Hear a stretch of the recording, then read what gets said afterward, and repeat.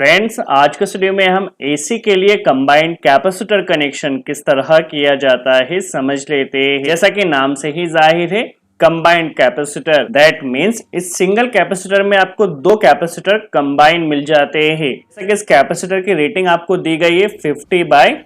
That means जो 50 microfarad का capacitor है इसका कनेक्शन आपको कंप्रेसर के लिए करना है, और जो 5 माइक्रोफेरेड का कैपेसिटर है इसका कनेक्शन आपको फैन मोटर के लिए करना है। अब किस तरह से प्रॉपर कनेक्शन किया जाएगा समझ लेते हैं। जैसा कि यहाँ पर आपको इस कनेक्टर को यदि आप देखें तो यहाँ पर आपको टोटल 4 कनेक्टर्स दिए गए हैं, 1 2 3 एंड 4। तो जहां पर भी आपको 4 कनेक्टर्स दिए गए हैं बेसिकली इसे कॉमन टर्मिनल कहा जाता है कैपेसिटर का।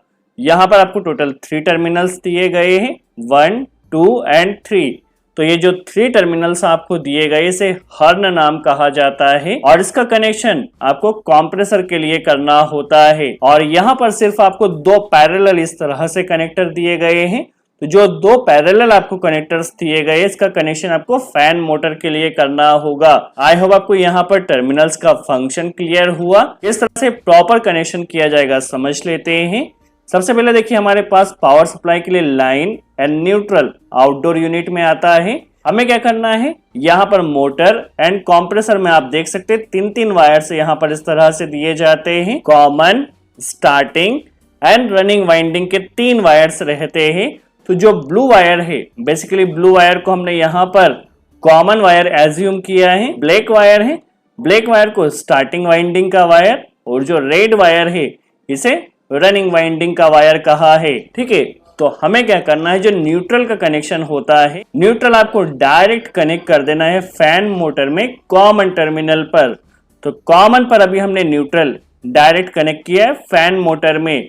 यहीं से एक कनेक्टर आपको लेना है और कंप्रेसर में भी न्यूट्रल डायरेक्ट कनेक्ट कर देना है। That means fan and compressor दोनों ही जगह पर अभी न्यूट्रल का कनेक्शन डायरेक्ट हो चुका है। तो हमें लाइन कनेक्शन करना है, तो लाइन का एक कनेक्टर सबसे पहले कैपेसिटर के कॉमन टर्मिनल पर कनेक्ट किया जाएगा।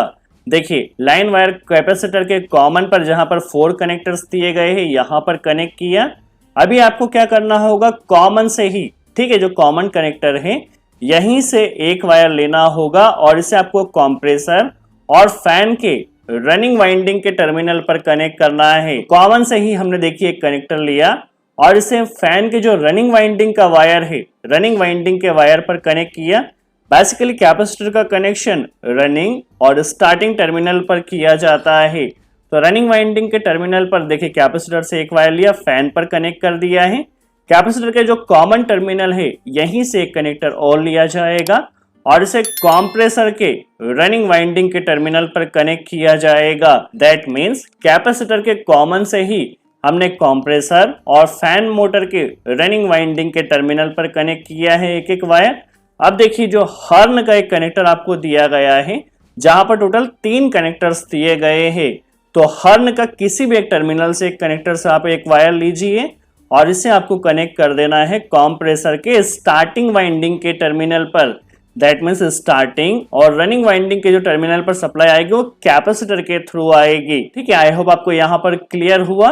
अभी जो फैन का एक कनेक्टर बचा हुआ है, जो 2 कनेक्टर पैरेलल दिए गए हैं, यहीं से एक कनेक्टर लिया जाएगा और इसे फैन के स्टार्टिंग वाइंडिंग के टर्मिनल पर कनेक्ट किया जाएगा।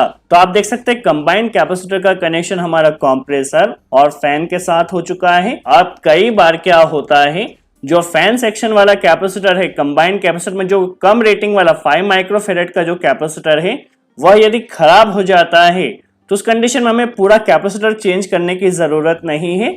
जस्ट आप क्या कीजिए, 50 माइक्रोफेरेड का जो कैपेसिटर है जिसका कनेक्शन कंप्रेसर के लिए किया गया, इसका कनेक्शन एज इट इज रखना है। आपको इस कैपेसिटर को चेंज नहीं करना। जो कम रेटिंग वाला फैन का जो कैपेसिटर खराब हुआ है उस रेटिंग का आपको कैपेसिटर मार्केट से लेकर आ जाना है। ठीक है, देखिए हमने यहाँ पर 5 माइक्रोफेरेड की सेम रेटिंग का कैपेसिटर लेकर आना है। ठीक है, तो यहाँ पर हमने कैपेसिटर कनेक्ट कर दिया है। अब इसका कनेक्शन किस तरह से किया जाएगा ये काफी इंपॉर्टेंट है।